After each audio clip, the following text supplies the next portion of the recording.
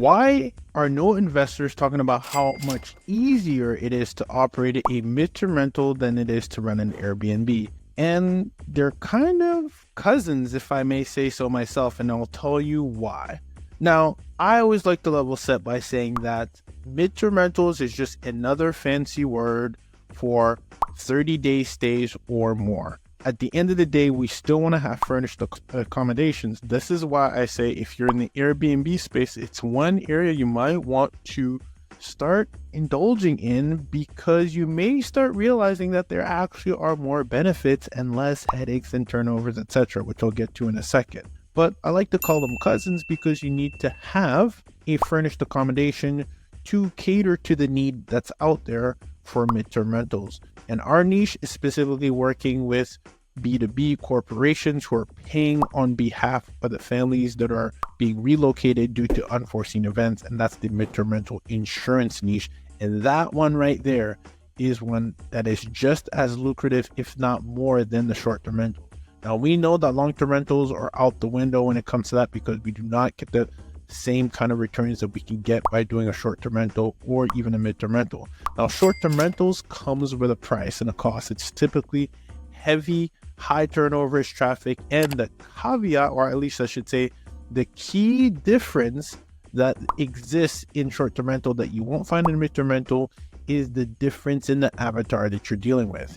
In the short-term rental space, people are wanting to visit, and therefore it is more of a getaway or more of a trip where they're seeking for an experience. Meanwhile, in the midterm rental, we're optimizing for functionality and a need versus a want. And for that reason, we're not dealing with the kind of guests that, again, rightfully so, you are paying for a couple days. You want those couple days to be perfect, and that's where the headaches come. If you've ever been into the short-term rental space or are thinking about getting into it, the expectation is it's not that every guest is like this, but guests will expect things to be nearly perfect because they're paying a premium for it. That's why they're paying a premium for it. And they're choosing an Airbnb because they didn't want to do a hotel, but the standards are still just as high, which means that there's less room for error and you have higher expectations to deliver.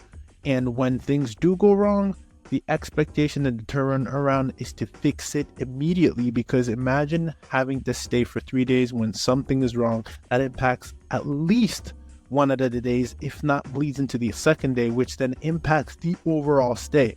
And if you know anything about being in the business of hospitality, it is the speed, it is the response time.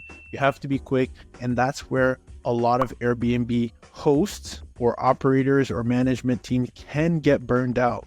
There is always something that's going to be wrong, something that's going to be not left clean. Even if you have a very clean team, something will slip through the cracks, and therefore you will get those complaints. You will battle to fight for those 5-star reviews, and of course it can be a very strenuous process on to you as an operator. Now, here are the 3 things that you really don't have to worry about as much when you're operating in a midterm rental insurance niche. So number 1, I talked about it. It's a turnover.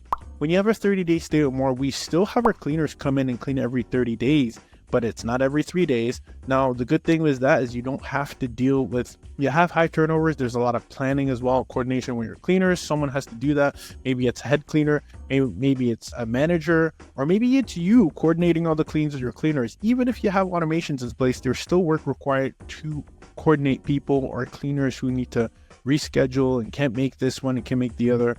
Maybe you have one, but ideally, if you do it in volume, you have more than one, there's coordination there, which you don't have to do nearly as much on a midterm rental stay. As a matter of fact, one clean for every 30 days is literally less headaches, less turnover, less communication, less chances for errors to happen.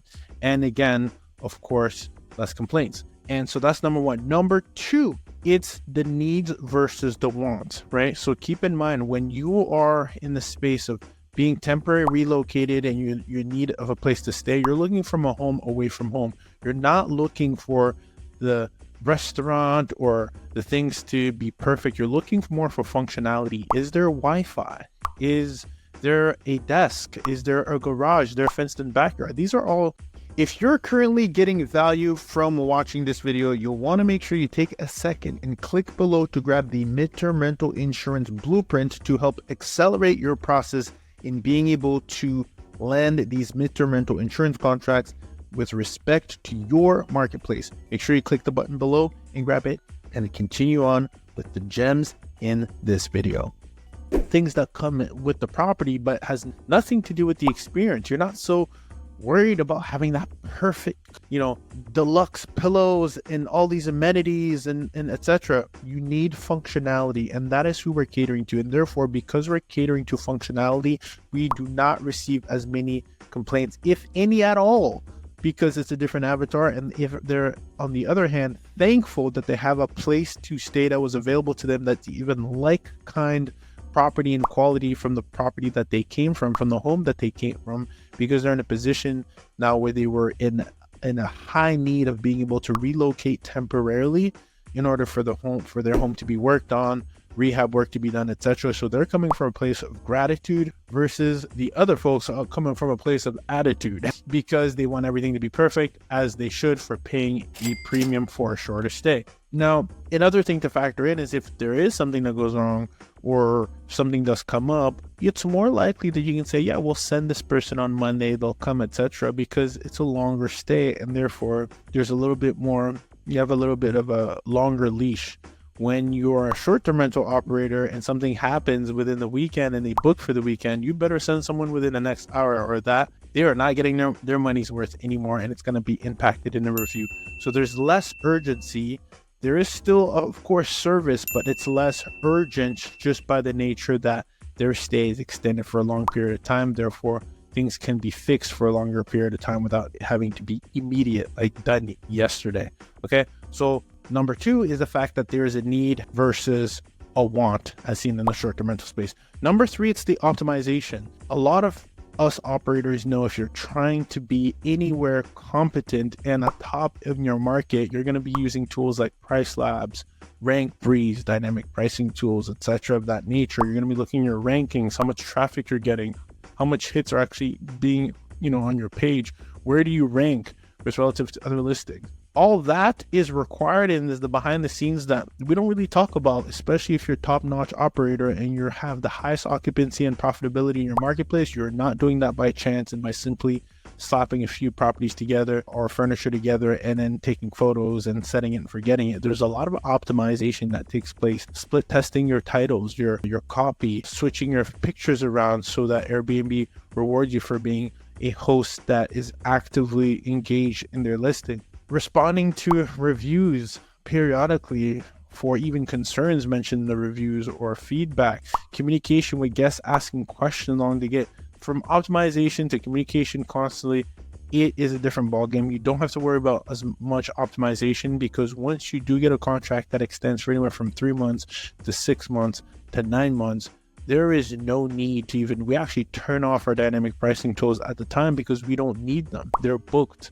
We don't even need to be ranking on the first page because we are booked. And therefore, there's less optimization needed in case you are when you are booked, certainly. And then we do need to go back into the marketplace because we do like to run a hybrid model. You can slowly ramp back up into it, but you certainly do not have to be hands on deck the way you have to be in the short-term rental space. So with that said, if I told you that you could get the same, if not more profit with less turnover, less optimization, and dealing with avatars who are in need and not necessarily wants, which therefore are not reaching out to you with demand and therefore are actually reaching out with gratitude, would you not tell me that that is a better return on your peace of mind and return on your investment?